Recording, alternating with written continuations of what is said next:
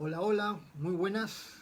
Que el Señor nos bendiga a todos, que este tiempo sea de edificación y que sea refrescante para todos nosotros. Bienvenidos, yo soy Fernando Ruiz González y esto es el estudio del libro de Apocalipsis a través de esta transmisión que la estamos haciendo por medio de la página de la Iglesia Cristiana Gracia Calvary Chapel en Facebook, y también lo estamos retransmitiendo por Iglesia Cristiana Santo y Verdadero también por Facebook. Bienvenidos a todos los que se están conectando, y además, bueno, de la transmisión en vivo, también esto va a quedar ahí colgado en la página y luego se va a poner también en el canal de Gracia Calvary Chapel en YouTube.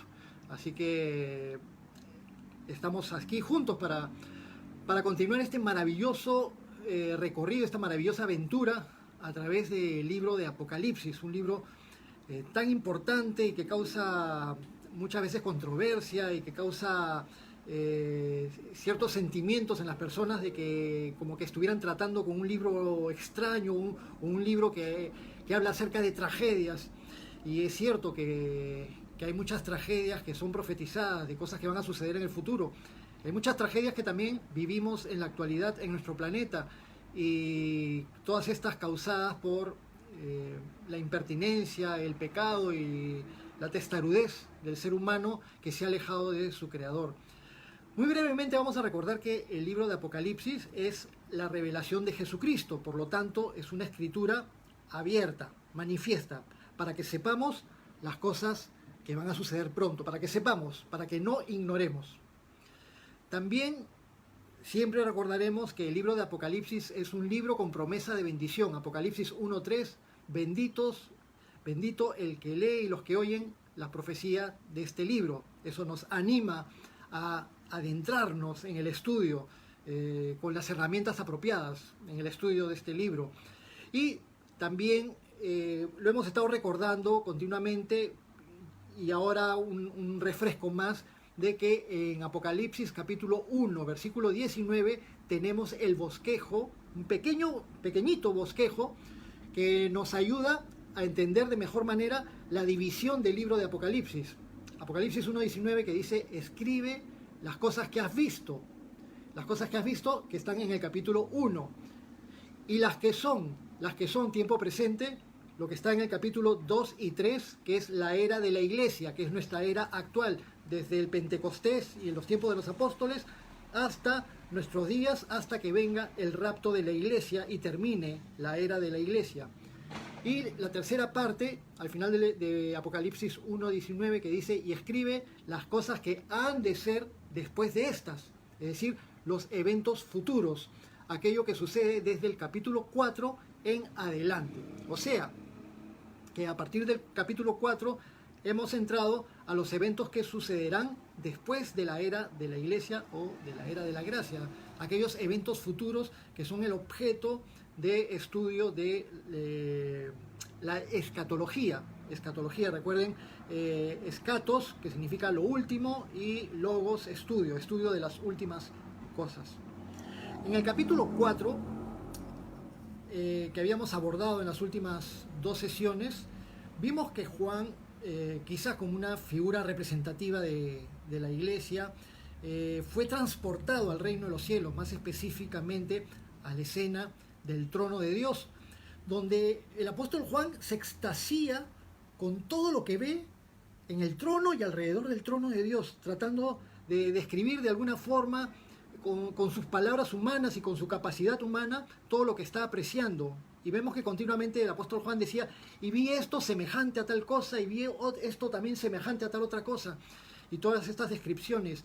Y Juan en el capítulo 4 vio ahí al que está sentado en el trono, a Dios Padre, como una visión en semejanza a las cosas más preciosas e indescriptibles que nos pudiéramos imaginar.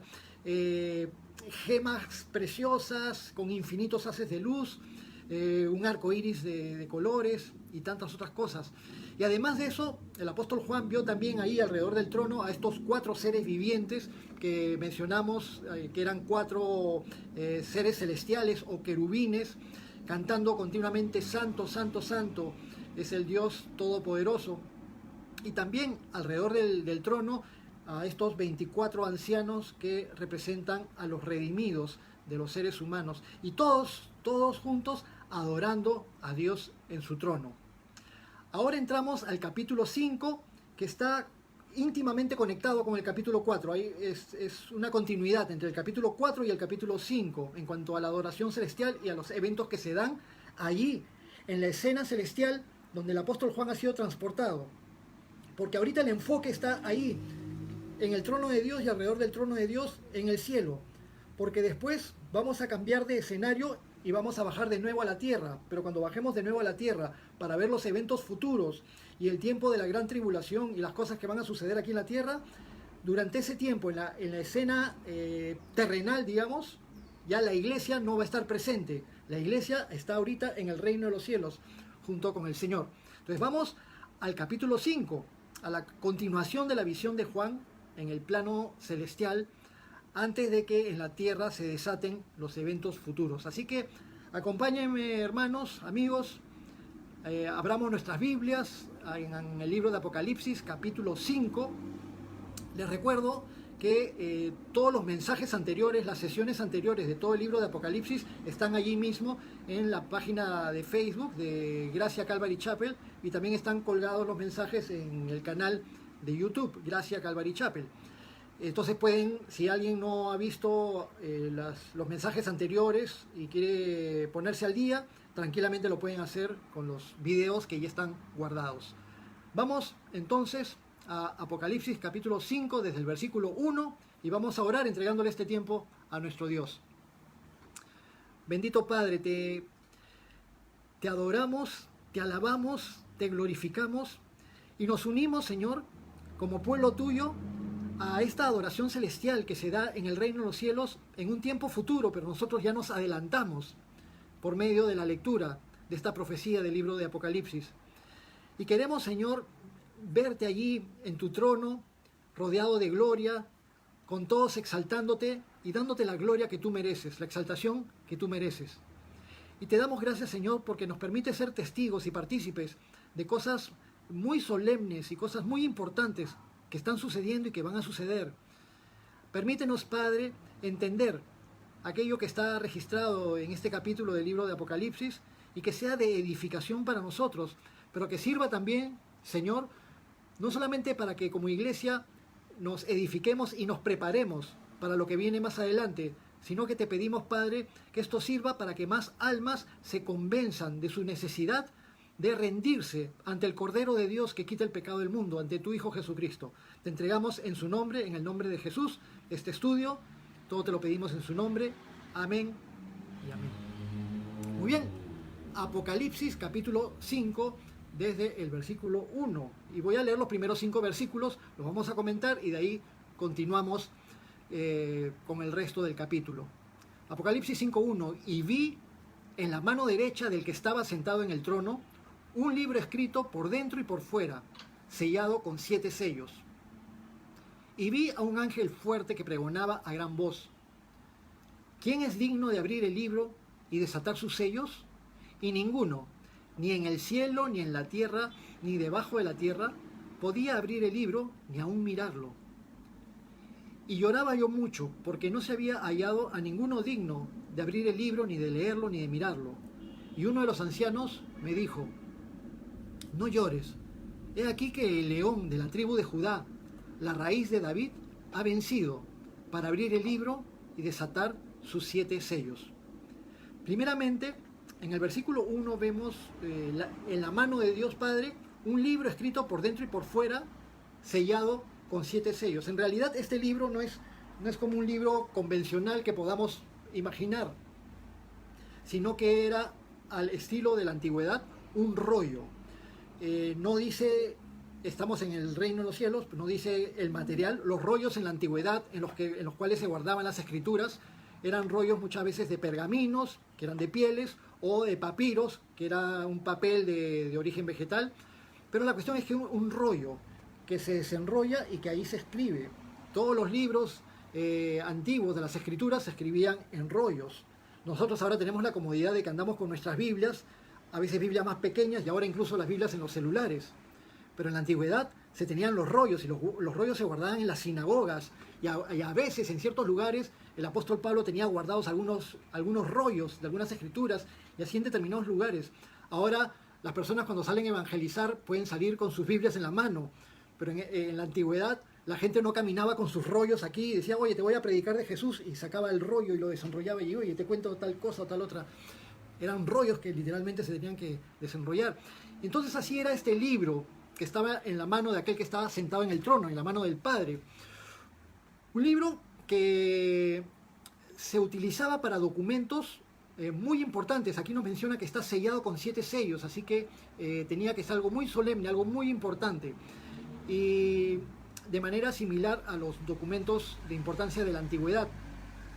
Se acostumbraba a escribir por dentro todos los detalles importantes del documento. A veces eran documentos que daban fe de algo, o a veces eran contratos de compra y venta, contratos de darle la libertad a un esclavo, diferentes cosas, o un dictamen de un rey, o leyes.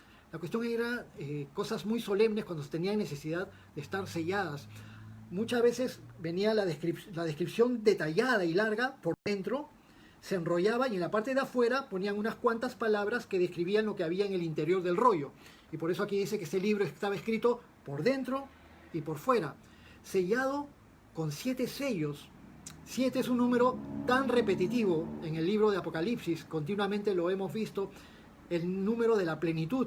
Pero en este caso 7 sellos nos muestra que es un documento sumamente importante, sellado con 7 sellos. En el Imperio Romano se acostumbraba sellar con 7 sellos los documentos más importantes, especialmente aquellos que tenían que ver con la vida y la muerte.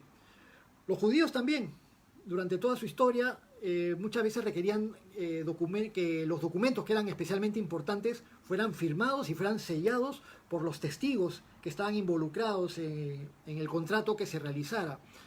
Un ejemplo práctico se encuentra en el libro de Jeremías, en el capítulo 32, cuando Dios le mandó a Jeremías, en pleno tiempo del asedio del imperio babilónico, que había puesto sitio a la ciudad de Jerusalén, y donde ya prácticamente todo estaba perdido y ya no había ninguna esperanza aparentemente de que las cosas mejoraran.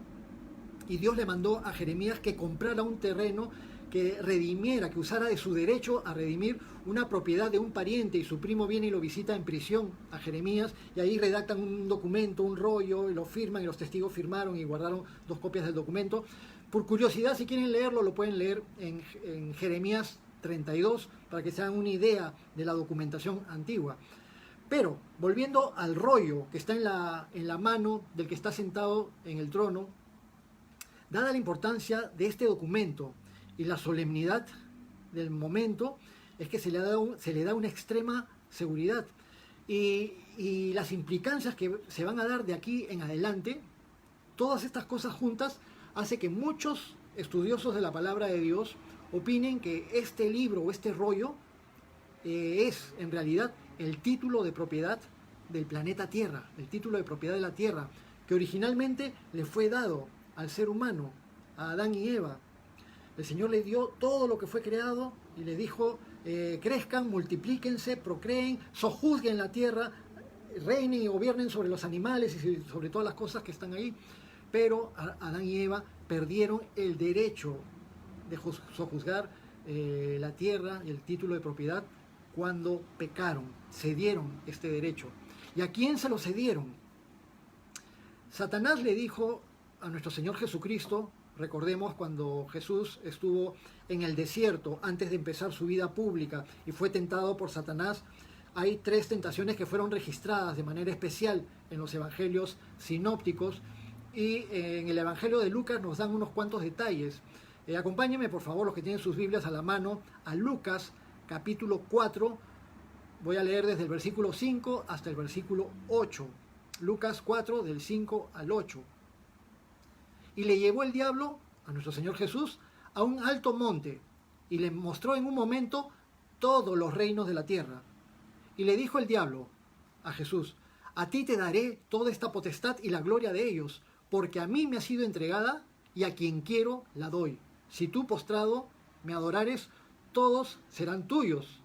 respondiendo Jesús le dijo: vete de mí, Satanás, porque escrito está: al Señor tu Dios adorarás y a Él solo servirás. De este texto que acabamos de leer de Lucas capítulo 4, notemos algunas cosas. Satanás dice que le muestra a Jesús todos los reinos de la tierra, todos los reinos de la tierra, y le dice a Jesús: todo esto te lo daré, toda la potestad de estos reinos y la gloria de estos reinos, te los daré porque a mí me ha sido entregada y a quien quiero se la doy. ¿Cuándo le fue entregado a Satanás la potestad de todos los reinos de la tierra?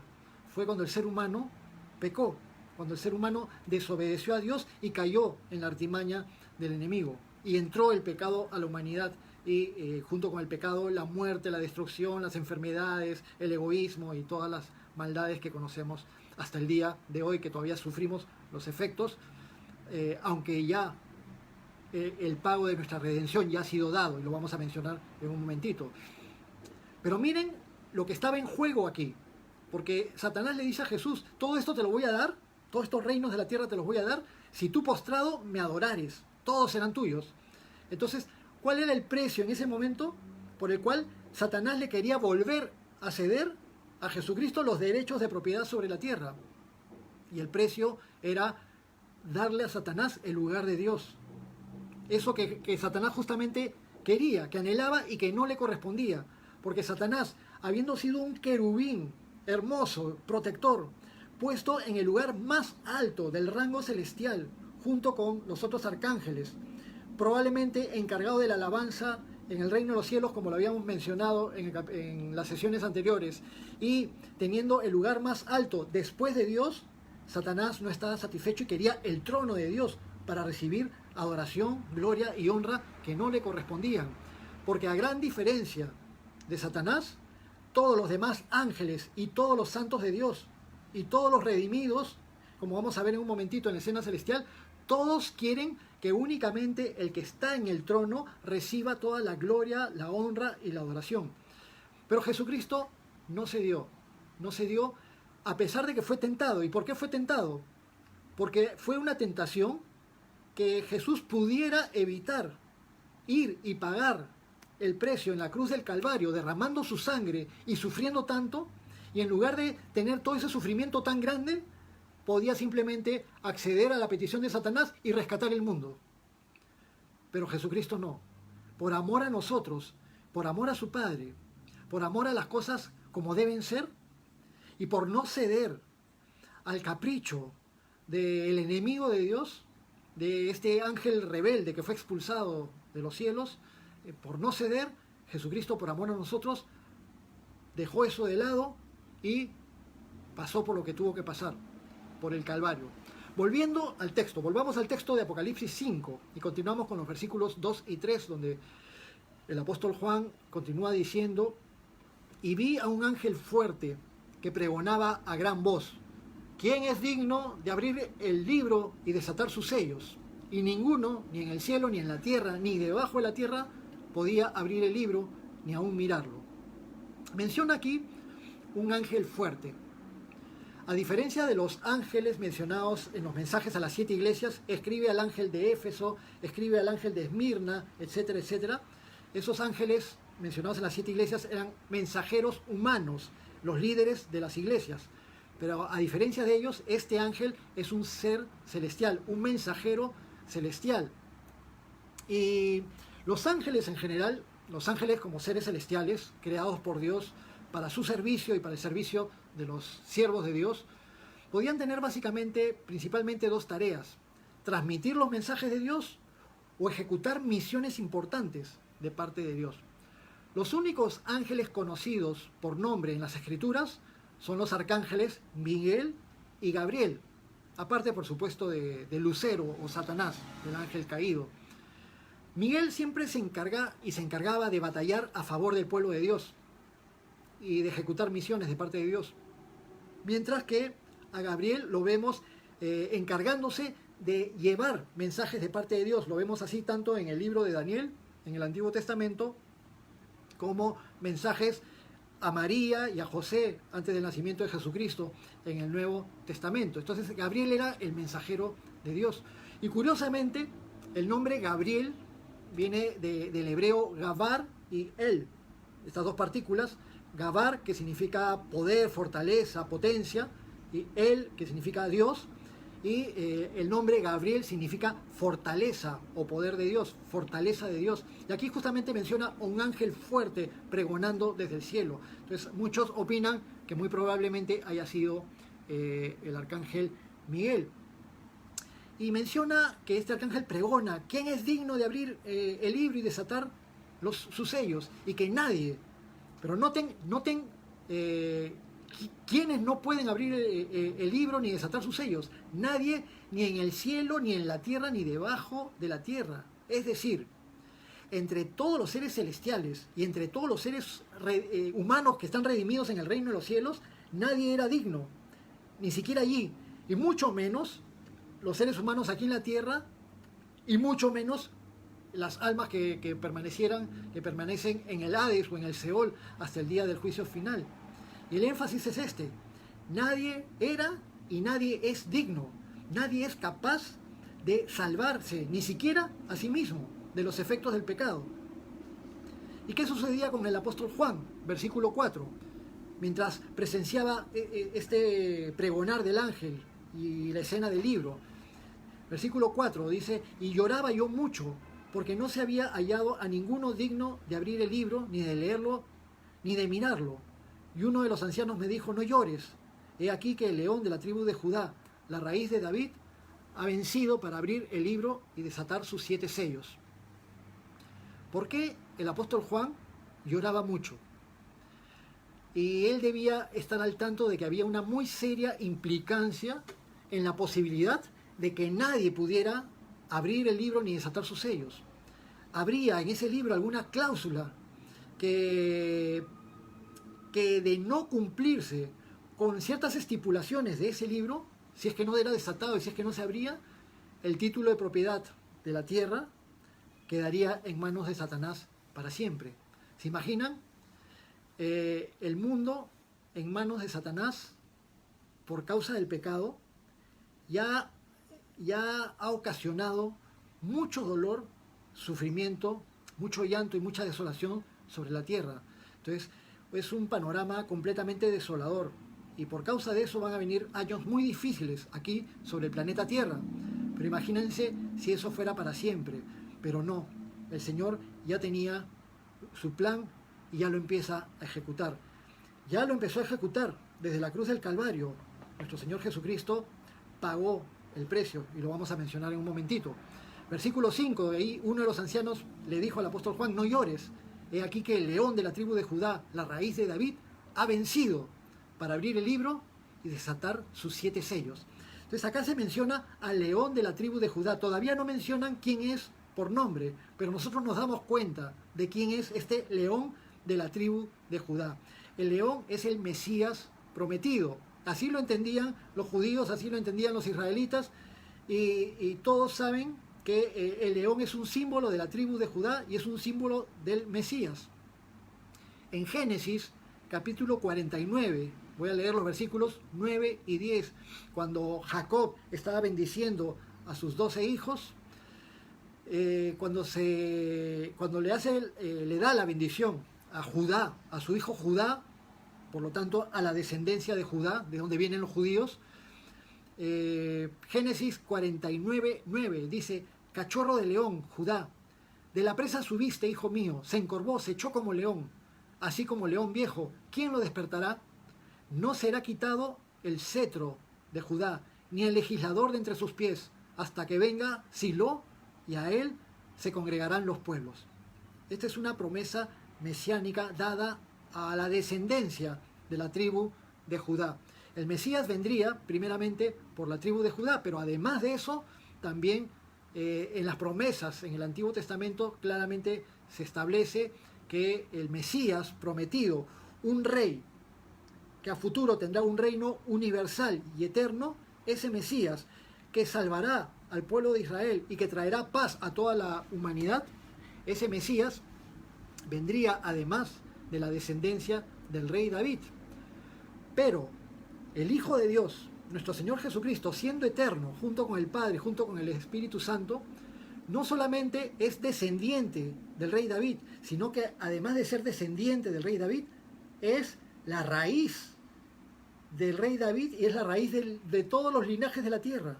Y por eso aquí dice el león de Judá, la raíz de David. No solamente es descendiente de David o hijo de David, sino raíz de David. Antecesor, aquel que crea la descendencia, la dinastía davídica. Pero algo importante en el versículo 5 de Apocalipsis 5 es que se hace énfasis en el hecho de que el Mesías ya ha vencido.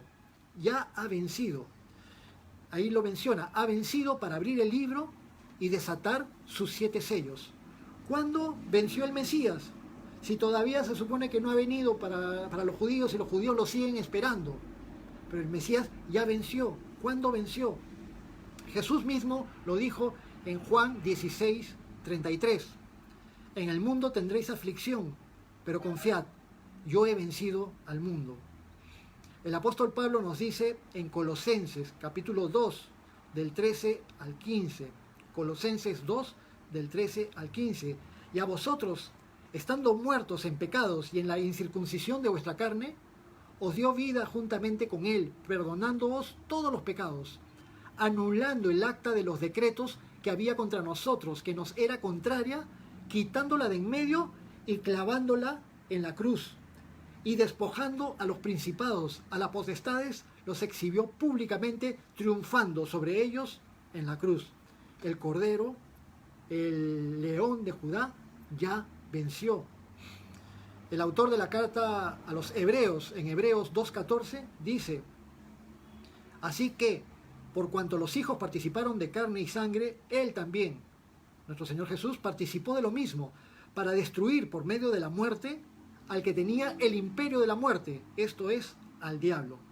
Entonces, con su sacrificio, destruyó esa potestad que tenía Satanás sobre la muerte. Entonces, el león de Judá ha vencido para abrir el libro y desatar sus 7 sellos. Continuemos con el versículo 6 de Apocalipsis 5. Apocalipsis 5:6. El apóstol Juan está presenciando todo esto, está siendo testigo de las cosas que están sucediendo en la escena celestial ya en el futuro, después del rapto, y lo está registrando en la profecía de Apocalipsis, a la cual nosotros tenemos el privilegio de acceder y de entender. Versículo 6. Y miré y vi que en medio del trono y de los 4 seres vivientes y en medio de los ancianos estaba en pie un cordero como inmolado, que tenía 7 cuernos y 7 ojos, los cuales son los 7 espíritus de Dios enviados por toda la tierra. Hace un momentito mencionaron al león de Judá, que es digno de desatar el rollo y abrir los 7 sellos. Pero noten algo, que mientras que todos los demás seres en el cielo, los querubines, los 4 seres vivientes, los 24 ancianos, todos están alrededor del trono de Dios, en el versículo 6 se nos dice que en medio del trono estaba de pie un cordero como inmolado.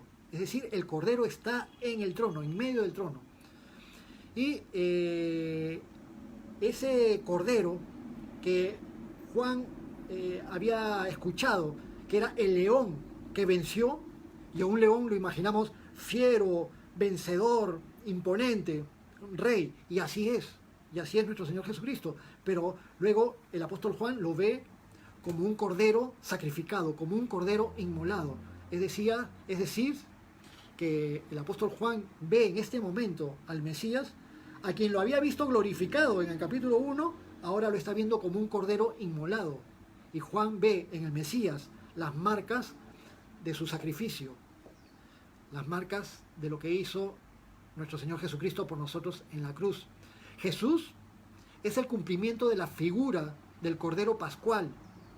¿Recuerdan? En el libro de Éxodo, cuando los israelitas iban a salir de Egipto y la noche antes de empezar el Éxodo, cuando Dios iba a enviar al ángel de la muerte con la última plaga sobre Egipto y les mandó que tuvieran preparado al Cordero Pascual y que lo sacrificaran en esa noche y que la sangre de ese Cordero fuera puesta en un recipiente y ese recipiente en la puerta de la casa y la sangre con un manojo de hisopo, que eran como unas ramitas, tenían que untar la parte de arriba, el dintel y los postes de la casa, y con esa sangre, al untar el dintel y los postes, vemos la sangre abajo, arriba, a los costados, y como bien nos mencionó en una de las prédicas anteriores el pastor Lucho, esto nos hace visualizar también la cruz de nuestro Señor Jesucristo.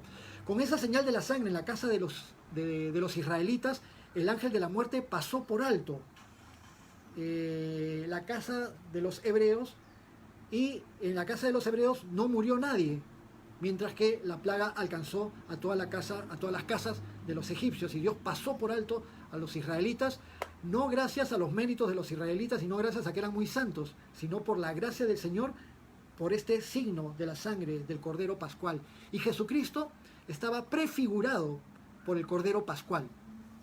En Isaías capítulo 52, noten, es Antiguo Testamento. Antiguo Testamento. Isaías, desde el capítulo 52:13 hasta el capítulo 53:12, toda esa sección habla del Mesías como el siervo sufriente que se sacrifica como oveja que es llevada al matadero y cuya muerte es el precio para la salvación de su pueblo. No lo vamos a leer ahora, pero ustedes lo pueden leer en sus casas. Isaías 52:13 hasta el capítulo 53, versículo 12, todo el capítulo 53 habla acerca del Mesías de una manera tan exacta a los sufrimientos que experimentó nuestro Señor Jesucristo cuando fue sacrificado en la cruz del Calvario, que muchos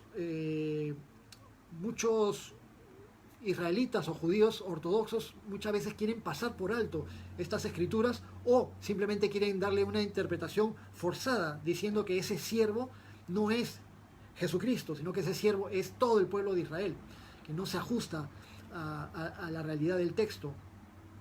Juan el Bautista, cuando vio por primera vez a Jesús al inicio de su vida pública, dijo en el Evangelio de Juan, capítulo 1, versículo 29, «He aquí el Cordero de Dios que quita el pecado del mundo». Entonces, hacia el final de este versículo 6 de Apocalipsis 5 que estamos leyendo ahora, se nos dice de Jesús que este Cordero, como inmolado, tenía 7 cuernos y 7 ojos, los cuales son los 7 espíritus de Dios enviados por toda la tierra. Y esto nos puede sonar algo difícil de imaginar, un cordero como inmolado, pero con 7 cuernos y con 7 ojos, que son los 7 espíritus de Dios. Pero toda esta simbología ya es fácilmente descriptible de acuerdo a otros modelos que tenemos en la misma palabra de Dios. Los cuernos siempre son un símbolo de poder en las escrituras. Cuando vemos profecías bíblicas en otros libros, como en el libro de Daniel y otros, los cuernos son símbolos de poder. Y 7 cuernos, 7 siendo el número de lo perfecto, de lo completo, de lo pleno. Entonces 7 cuernos en el Cordero significa la plenitud del poder, y es porque nuestro Señor Jesucristo tiene poder sobre todas las fuerzas de la naturaleza, tiene poder sobre todas las fuerzas espirituales, tiene poder sobre la salud, sobre la enfermedad, sobre la vida, sobre la muerte, tiene poder para crear, tiene poder para salvar, tiene poder para dar vida eterna. Nuestro Señor Jesucristo es todopoderoso, es omnipotente, tiene todos los atributos de la deidad, al igual que el Padre y al igual que el Espíritu Santo. Y menciona aquí también que tiene 7 ojos, los cuales son los 7 espíritus de Dios. Y nuevamente, 7 es el número de lo que es pleno. Y en Jesucristo, Él cuenta con la plenitud de que puede ver y saber todo lo que sucede. Tiene la plenitud de la omnisciencia de Dios, de la omnipresencia también, cuando puede estar en todas partes a través del Espíritu Santo. Y cuenta nuestro Señor Jesucristo, además, con la plenitud del poder del Espíritu Santo, como actuó después de que se bautizó aquí en la tierra y vino el Espíritu Santo sobre él. La plenitud del Espíritu Santo en nuestro Señor Jesucristo. Pero noten esto que es muy hermoso, ahora que lo estamos leyendo en el capítulo 5 del libro de Apocalipsis, porque aquí podemos apreciar a nuestro Dios en su totalidad, a nuestro Dios sentado en el trono, al Cordero en el trono y al Espíritu Santo ahí junto con el Padre y junto con el Hijo. Así que el Padre, el Hijo y el Espíritu Santo están aquí juntos como un solo y único Dios, pero que existe en 3 personas en perfecta unidad. 3 personas en una sola esencia y en una sola deidad. un único Dios que recibe toda la adoración y toda la honra. Pero ahora, volviendo al Cordero como inmolado que tiene 7 cuernos y los 7 espíritus de Dios, se nos dice en Apocalipsis capítulo 5, versículo 7. Continuemos con Apocalipsis 5, 7. Entonces, el Cordero inmolado vino y tomó el libro de la mano de derecha del que estaba sentado en el trono. Y cuando hubo tomado el libro, los 4 seres vivientes y los 24 ancianos se postraron delante del Cordero. Todos tenían arpas y copas de oro llenas de incienso, que son las oraciones de los santos. Notemos que cuando nuestro Señor Jesucristo, el león de Judá, la raíz de David, el Cordero como inmolado, está ahí en medio del trono y se acerca al que está sentado en el trono y recibe el libro del que está sentado en el trono, los seres vivientes y los 24 ancianos se postran delante de él. Recuerden que nadie, absolutamente nadie, ni en el cielo, ni en la tierra, ni debajo de la tierra, era digno de tomar el libro, ni siquiera mirarlo, mucho menos desatarlo o abrir los sellos. Pero el Cordero sí era digno.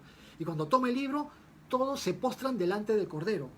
Ahora, en el libro de Isaías, el Señor dice: yo Jehová, ese es mi nombre, y no daré mi gloria a nadie.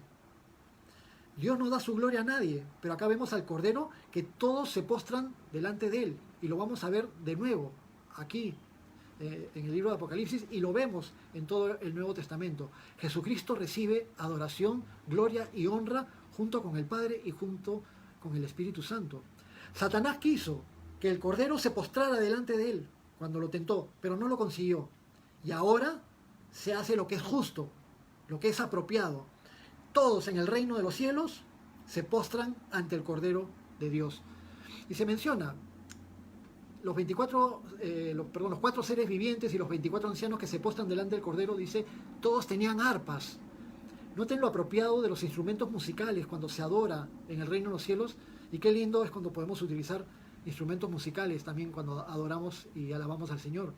Pero todos tenían arpas y copas de oro llenas de incienso, que son las oraciones de los santos. En el tabernáculo, en el Antiguo Testamento, en la época de Moisés, no había templo. El tabernáculo era una gran carpa que representaba el templo, pero era un templo desarmable que se podía cargar y se llevaba a través del desierto mientras iban peregrinando hacia la tierra prometida. Hasta que llegaron a la tierra prometida, y después de un buen tiempo, recién el rey Salomón edifica el templo en Jerusalén de una manera ya fija. Pero ambos tenían una estructura similar, en el sentido de que tenían sus lugares para los sacrificios y tenían el lugar santo y el lugar santísimo. Tanto en el tabernáculo como en el templo de Dios, entre el lugar santo y el lugar santísimo había una división, un velo, y ahí al pie de esta división, de este velo, se encontraba el altar de incienso. En el altar de incienso se encendía el incienso santo, cuyo humo trascendía y pasaba la cortina del velo del lugar santo hacia el lugar santísimo.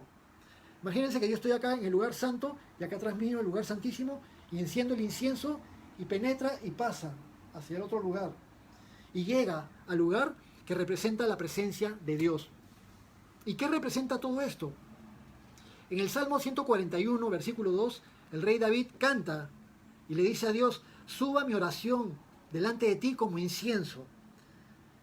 Y acá se nos dice, ¿no?, en Apocalipsis, las copas de oro llenas de incienso son las oraciones de los santos. Entonces, esta representación del templo y del tabernáculo en el Antiguo Testamento, del incienso que penetraba hacia el lugar santísimo, es en realidad las oraciones de los santos, las oraciones de todos los creyentes cristianos de todos los tiempos.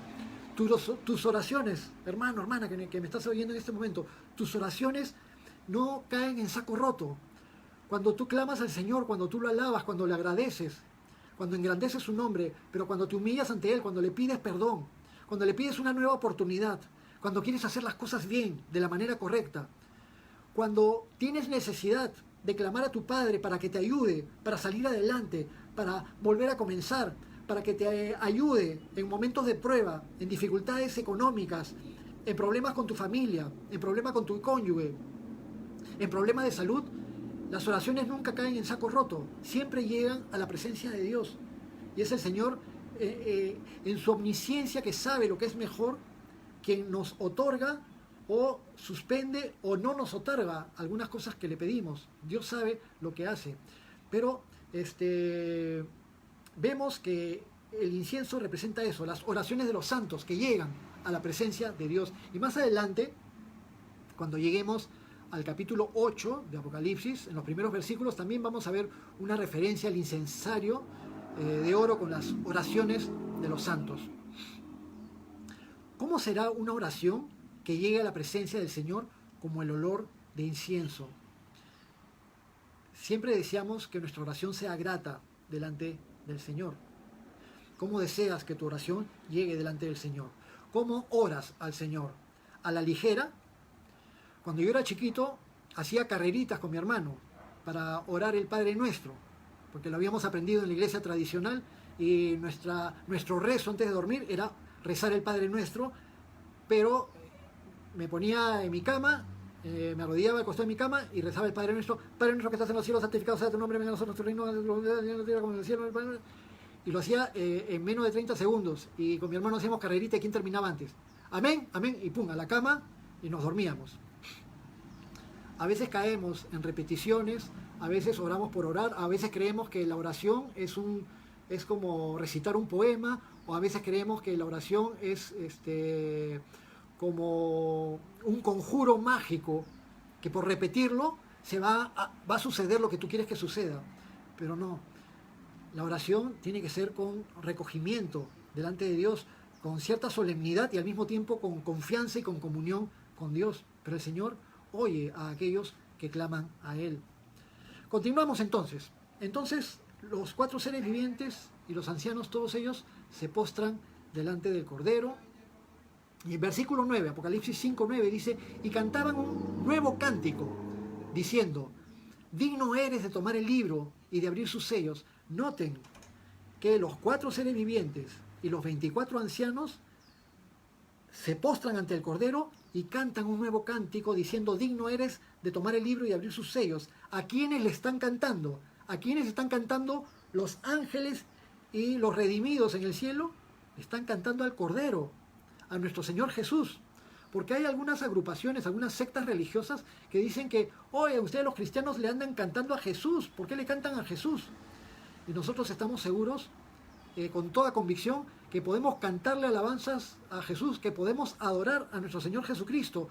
Y también podemos cantar alabanzas dirigidas específicamente al Padre, al Espíritu Santo. Y muchas veces lo hacemos. A veces hay canciones donde mencionamos a los 3, a veces hay canciones donde mencionamos solo al Padre, a veces hay canciones donde mencionamos a Dios en forma general, a veces hay canciones donde mencionamos a nuestro Señor Jesús y le cantamos y lo adoramos. Dios se contenta cuando tenemos deferencia hacia su Hijo Jesucristo. Nadie llega al Padre si no es por Jesucristo. Y Dios Padre no tiene celos de su Hijo Jesús.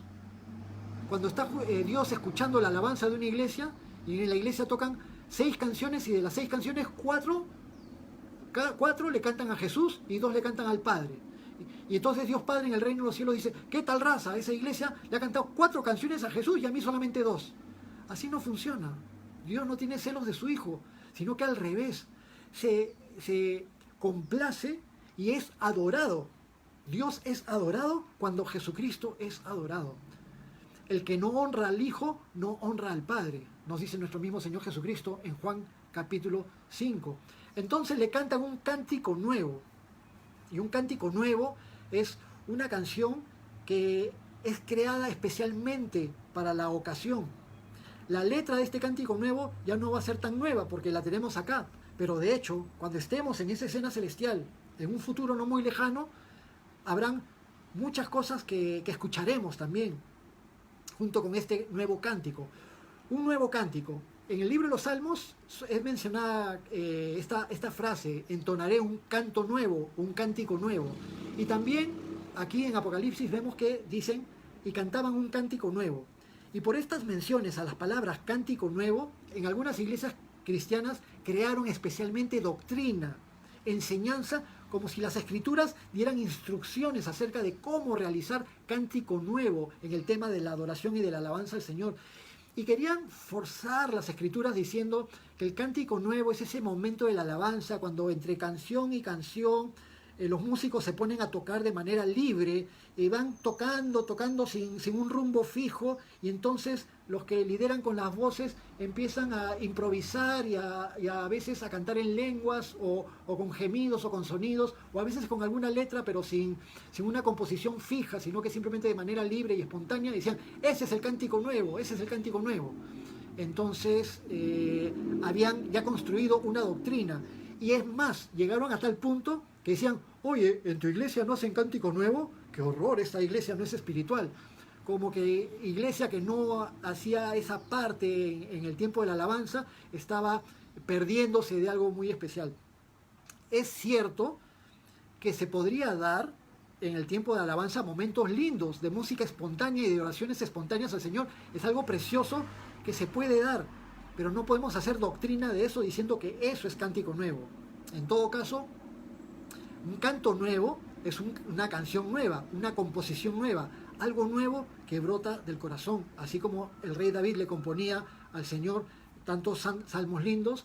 Muchos hombres y mujeres de Dios que son tocados con dones y con talentos de la música y del arte pueden componer canciones al Señor, pero cuanto más los seres angelicales en el reino de los cielos expresando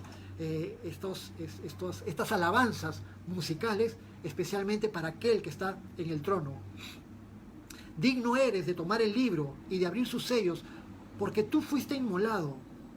Nadie más fue inmolado como él. Tú fuiste inmolado y con tu sangre nos has redimido para Dios de todo linaje y lengua y pueblo y nación. Cuídense, hermanos, de las sectas y de los grupos religiosos que no enseñan la palabra, la sana doctrina de Dios que se encuentra en la palabra de Dios. Porque por ahí hay algunos grupos sectarios que dicen que sus mártires también fueron inmolados y que su sangre también fue el pago para la redención del pueblo. Es un horror, una blasfemia horrible. Pero el Cordero de Dios, tú fuiste inmolado y con tu sangre nos has redimido para Dios de todo linaje y lengua y pueblo y nación. Y esto es muy lindo también, porque hay también grupos sectarios que crean presión sobre el cristianismo y quieren crear presión sobre las iglesias, y hay un movimiento pseudo-mesiánico. Digo pseudo-mesiánico porque reconozco que tenemos hermanos cristianos que son cristianos mesiánicos, judíos mesiánicos, es decir, judíos que en la actualidad han reconocido a Jesucristo como Señor y Salvador, pero como son judíos de trasfondo judío, siguen practicando las costumbres judías y los rituales judíos y las celebraciones judías, y está bien. Y muchos de ellos, si viven en Israel, guardan el Shabbat y mantienen muchas costumbres judías, lo cual está perfecto. Pero hay grupos sectarios que quieren presionar a la iglesia cristiana para que se judaice, y tratan de forzar como que los latinoamericanos tenemos ascendencia judía y que por lo tanto tenemos que volver a nuestras raíces, a raíz de nuestros apellidos, y por lo tanto todos de alguna forma u otra somos judíos y tenemos que volver a ser judíos, y que tenemos que circuncidarnos y que tenemos que guardar la ley y que tenemos que guardar las fiestas judías. Pero noten, acá dice que Jesucristo es el único que fue inmolado y que con su sangre nos ha redimido, pagó. Y nos ha redimido para Dios de todo linaje y lengua y pueblo y nación. Es decir, Jesús pagó con su sangre la redención, tanto de judíos como de no judíos. Y de ambos hizo un solo pueblo, el pueblo que es para Él. Jesucristo no redimió a los gentiles para que se vuelvan judíos, ni tampoco redimió a los judíos para que se vuelvan cristianos, sino que a todos los atrae hacia Él, de todo linaje y lengua y pueblo y nación. Y el hecho de que Jesucristo nos haya redimido para Dios significa que Él ha pagado. Redimir significa volver a comprar lo que ya te pertenecía. ¿Y cómo que Jesús volvió a comprar lo que ya le pertenecía? Con su sangre pagó el precio y nos compró para Dios. El título de propiedad de la tierra que habíamos perdido por causa del pecado, Jesucristo recuperó y pagó en la cruz del Calvario. Y nos rescató y nos salvó, y esa salvación ya ha sido pagada. La paga del pecado es muerte, nos explica el apóstol Pablo. Y sin derramamiento de sangre no hay remisión de pecados. Y por eso una prefigura de lo que tenía que hacer Jesucristo en la cruz del Calvario fueron todos los sacrificios que se daban en la ley de Moisés para expiar el pecado de manera temporal. Continúa Apocalipsis 5:10, y nos has hecho para nuestro Dios reyes y sacerdotes y reinaremos sobre la tierra. ¿Qué tal privilegio tan grande? Pero noten, ahora estamos en la escena celestial. Están los querubines, los seres vivientes, los 24 ancianos que representan a los redimidos de entre los seres humanos, y vamos a ver en un momentito todos los que están en esa multitud adorando alrededor del trono de Dios. Y dice, nos has hecho para nuestro Dios reyes y sacerdotes y reinaremos sobre la tierra. Tiempo más futuro, pero aunque estamos en la escena celestial, cuando Jesucristo vuelva a la tierra con sus ángeles y sus santos, todos los que hemos sido redimidos por el Señor reinaremos junto con el Señor Jesucristo, gobernaremos junto con Él. El Señor nos dará tareas a todos nosotros, a ti, a cada uno de ustedes que me están oyendo y que han recibido a Jesucristo como Señor y Salvador. El Señor Jesucristo te va a dar una responsabilidad para que reine junto con Él cuando Él venga por segunda vez a la tierra. ¿No es maravilloso? Dentro de todas las cosas maravillosas que el Señor nos ha ofrecido y que nos va a dar. Versículo 11, Apocalipsis 5:11. Y miré y oí la voz de muchos ángeles alrededor del trono, y de los seres vivientes y de los ancianos, y su número era millones de millones. La palabra que dice millones de millones también se traduce como miríadas de miríadas, pero la cuestión es que es una multitud incontable. Si tú agarras una calculadora y multiplicas 1 millón por 1 millón, o varios millones por varios millones, te va a dar una cantidad enorme de varios billones y trillones de seres ahí adorando a Dios alrededor de su trono. Para comparar nomás, en la actualidad, en el planeta Tierra, habitamos alrededor de 7.600 millones de seres humanos. Solo 7.600 millones de seres humanos. Pero aquí, en el reino de los cielos, están todos los redimidos de todos los tiempos, más todos los seres angelicales, en una multitud grande, enorme. Versículo 12. Y toda esta multitud decían a gran voz: el cordero que fue inmolado es digno de tomar el poder, las riquezas, la sabiduría, la fortaleza, la honra, la gloria y la alabanza. Noten, ningún ser humano y tampoco ningún ser celestial puede recibir lo que recibe el Cordero de Dios. El Cordero inmolado es digno de tomar el poder, las riquezas, la sabiduría, la fortaleza, la honra, la gloria y la alabanza. Y noten especialmente esta frase final, estas 3 palabras finales del versículo 12. Digno de tomar el Cordero, la honra, la gloria y la alabanza. ¿No es nuestro Señor Jesucristo digno de ser alabado y digno de ser glorificado junto con el Padre, junto con el Espíritu Santo allí en su trono? Y por eso nosotros adoramos y alabamos a nuestro Señor Jesucristo con toda convicción y con toda confianza. Continúa el versículo 13 y nos vamos acercando hacia el final del capítulo. Y a todo lo creado, lo que está en el cielo y sobre la tierra y debajo de la tierra y en el mar, y a todas las cosas que en ellos hay, oí decir: al que está sentado en el trono y al Cordero sea la alabanza, la honra, la gloria y el poder por los siglos de los siglos.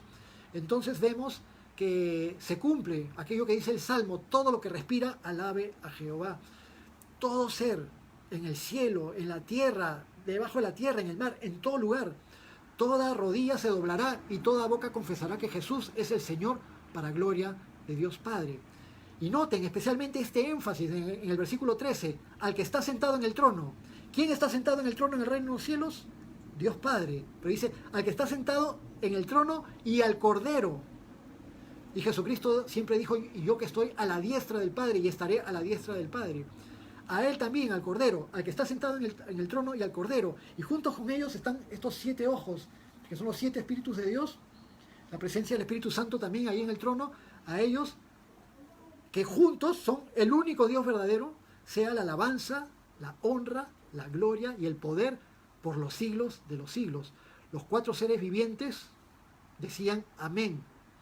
El amén de todos los seres angelicales representados, menos aquel que se rebeló, menos aquel que quería esa gloria que no le correspondía y que fue echado del cielo junto con todas sus huestes espirituales que le siguieron, y que más adelante en Apocalipsis vamos a ver que fue 1/3 de todos los seres angelicales.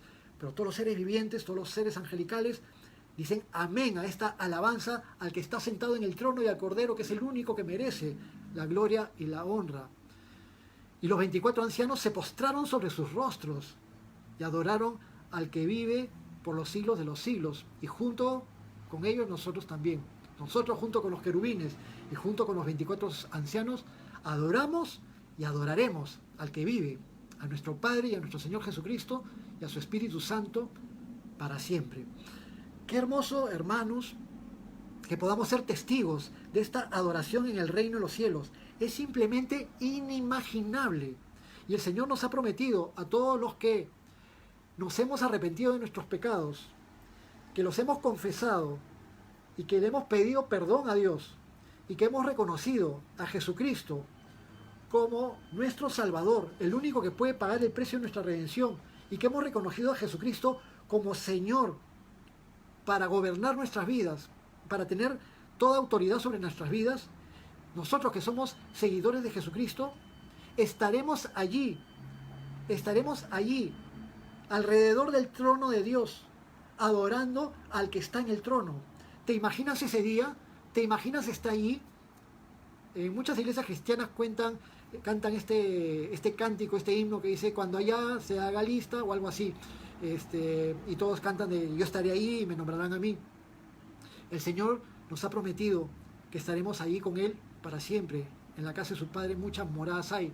Donde esté nuestro Señor Jesucristo, ahí estaremos. Y tratar de imaginar estar ahí en la presencia de Dios y ver su trono y adorarlo hace que todo lo demás pierda importancia. Muchas personas dicen, yo cuando vaya al cielo quiero conocer al apóstol Pablo. Otros dicen, yo cuando vaya al cielo quiero conocer a María. Otros quieren conocer al rey David y preguntarle las cosas que hacían.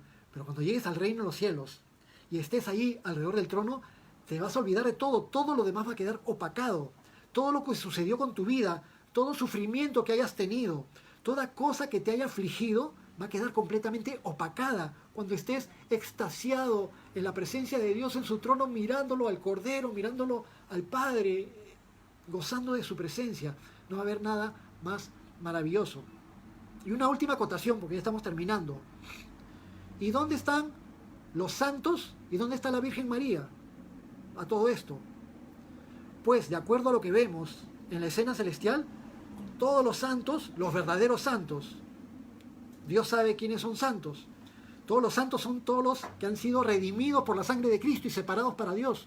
Tú y yo y todos aquellos durante toda la historia de la humanidad que han tenido temor reverente de Dios y que han amado a Dios y que han sido redimidos por la sangre del Cordero. Todos los santos, incluida la Virgen María, están alrededor del trono, no en el trono.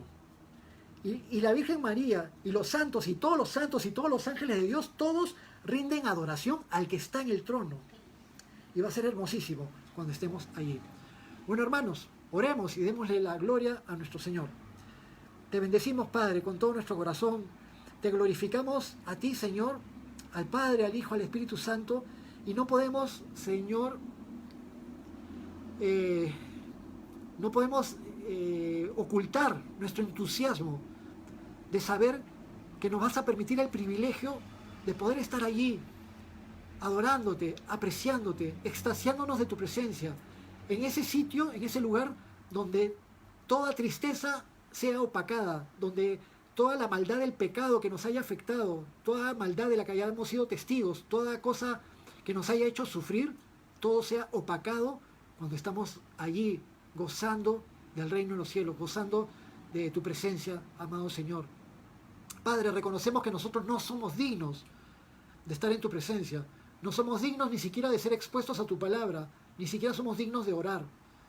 Pero te damos gracias porque aquel que es digno, tu Hijo Jesucristo, quien pagó un precio tan alto, quien derramó su sangre por nosotros, Él ha pagado el precio para que nosotros podamos tener comunión contigo. Gracias por perdonarnos, gracias por redimirnos, gracias por recibir nuestras oraciones y gracias, Señor, por permitirnos este adelanto de que podamos junto con todos nuestros hermanos adorarte y alabarte con todo nuestro corazón. Gracias, bendito Dios, a ti sea siempre toda la gloria, toda la honra y todo el poder en el nombre de tu Hijo Jesús. Amén. Muy bien, hermanos, la próxima semana continuamos con el capítulo 6 de Apocalipsis y ya vamos a entrar a las cosas serias, al tiempo de la tribulación y de la gran tribulación. Entonces no nos lo perdamos, y si alguno necesita ponerse al día, ya sabe, aquí mismo en la página de Gracia Calvary Chapel en Facebook están todas las prédicas colgadas, y también en el canal de YouTube de Gracia Calvary Chapel.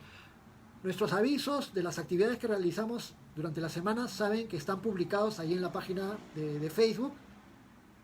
Ya saben que los estudios de la palabra son los días lunes, Primera de Tesalonicenses, los días martes, Apocalipsis, los días jueves, Primera de Samuel, y los días domingos a las 10 de la mañana, alabanza, y luego 10:30, el estudio de Salmos Selectos con el pastor Lucho García.